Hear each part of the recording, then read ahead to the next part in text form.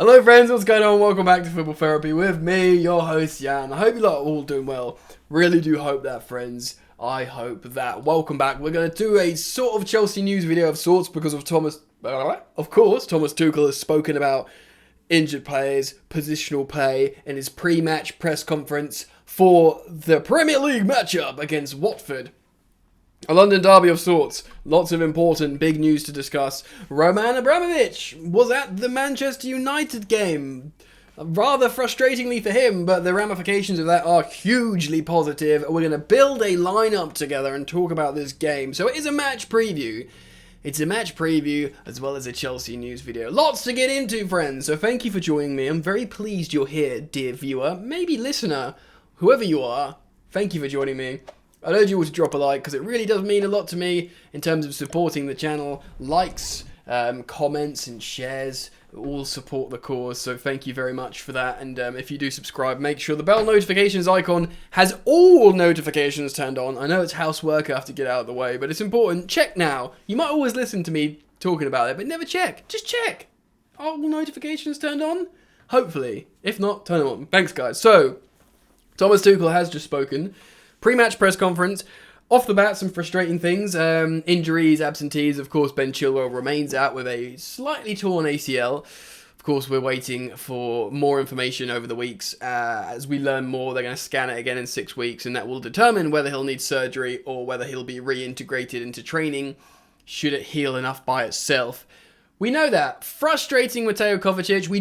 What's going on with Kovacic? Where does this injury come from? Is it a hamstring? I mean, he was so good for us at the beginning of the season, and he remains out. With no indication of when he's going to come back.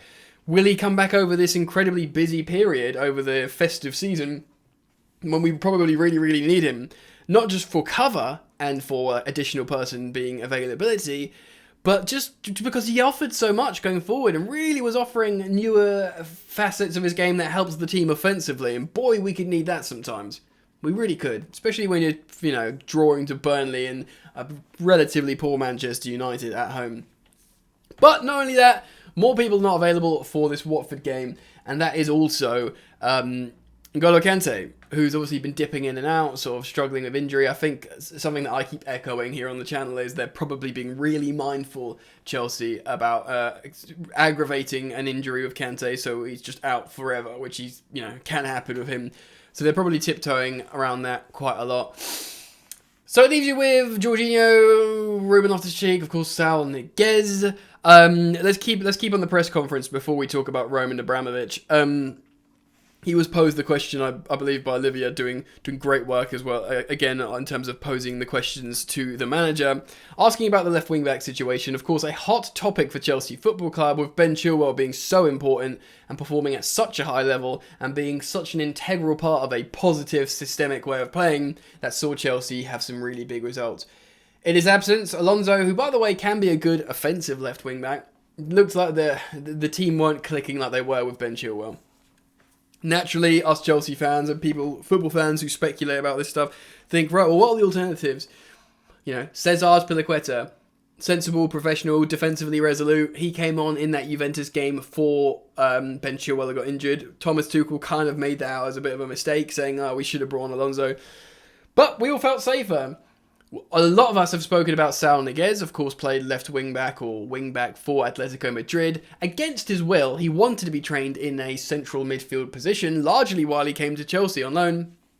Chelsea didn't promise him starts, because how could you in a Champions League winning midfield? But they promised him to train in his preferred position. But perhaps his perspectives changed. Maybe he'd prefer to play left wing-back for the Champions of Europe in a Premier League title charge, rather than that Atletico Madrid team. Especially, I've said this a few times, the wing-backs in Chelsea's system invert quite a lot. So often he'll occupy central spaces regardless. So it could also take the pressure off him a little bit with the pressing in the midfield, let him do his thing. He also likes to shot on goal, Saul Niguez. It could suit him. Certainly worth thinking about there. But with this question posed to him, Tuchel said, Alonso's our guy. I've trusted him a lot. He's played well for us. All valid points. Yes, we're right to be football fans and freak out about when we hear Alonso or whatever. But he was right. He has been good at times, and it makes kind of sense to to trust him a little bit more and trust the system to defend his perhaps weaknesses. Do you know what I mean? But he said, Thomas Tuchel, he's not going to play every game, so maybe Hudson-Odoi.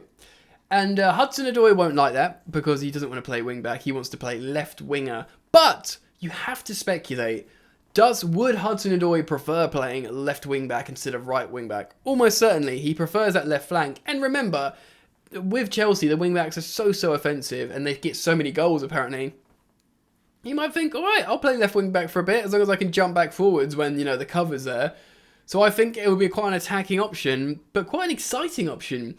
A lot of people will feel frustrated that he's not being played in his preferred role, but, the wing backs score goals. He could still do similar stuff.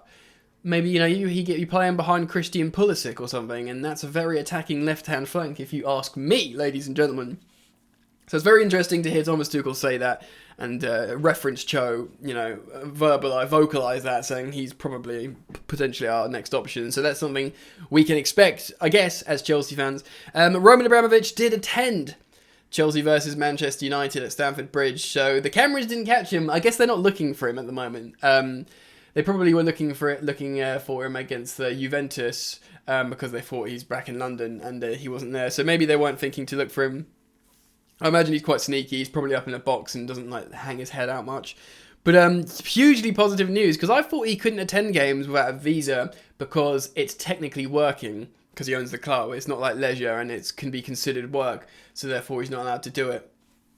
So I don't know the situation there. I'm going to do some more reading up about it and I'll probably keep you guys posted more on this particular subject here on Football Therapy as time goes on. So make sure you are subscribed, of course, with that bell notifications icon clicked and you'll be the first to learn when I learn as I research. But it is positive news to have Roman Abramovich back at the Bridge because he's such an important figure in our recent history, why we've become so good.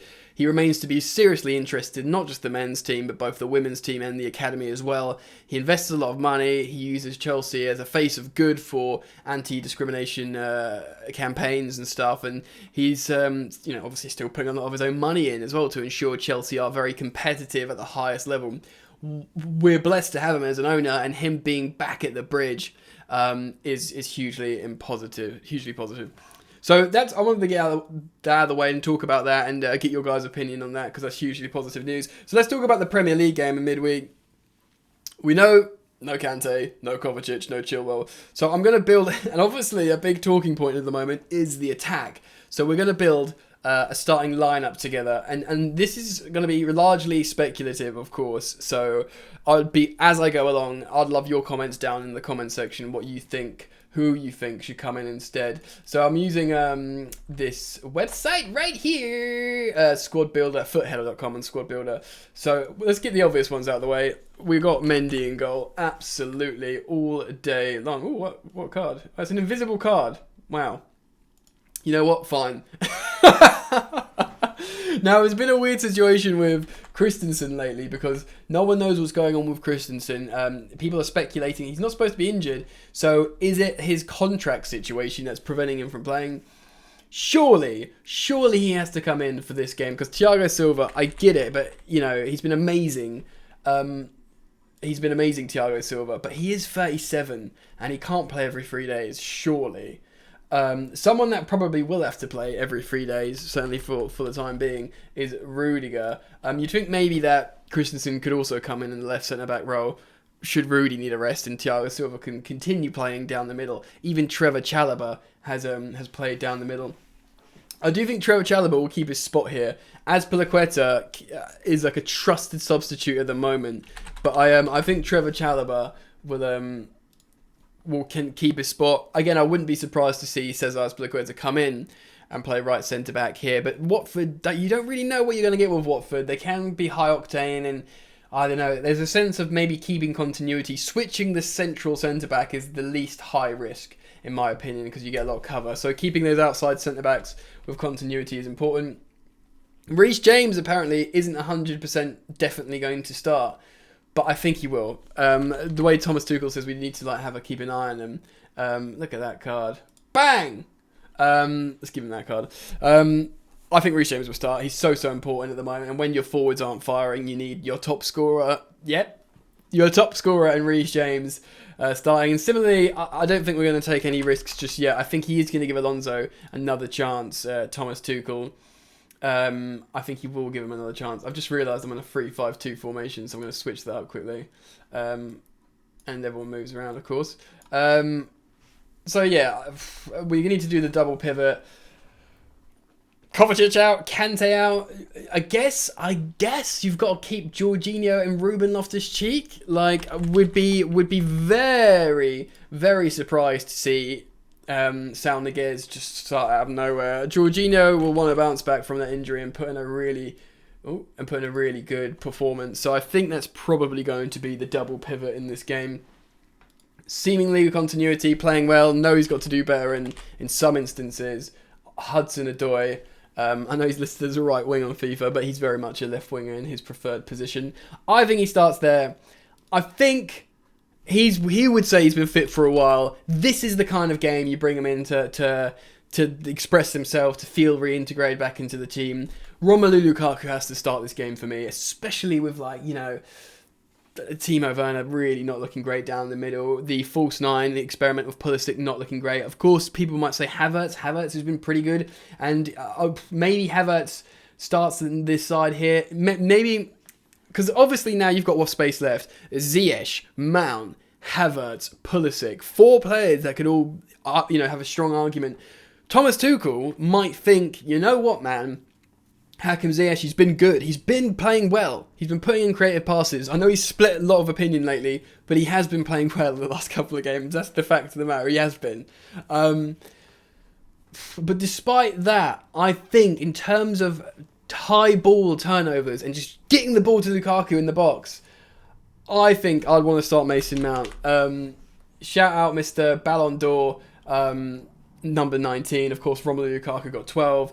Kante, I think, got 5, and Jorginho 3rd. Absolutely incredible achievement. And Azpilicueta got joint 30th or 29th. Absolutely incredible achievement from the boys.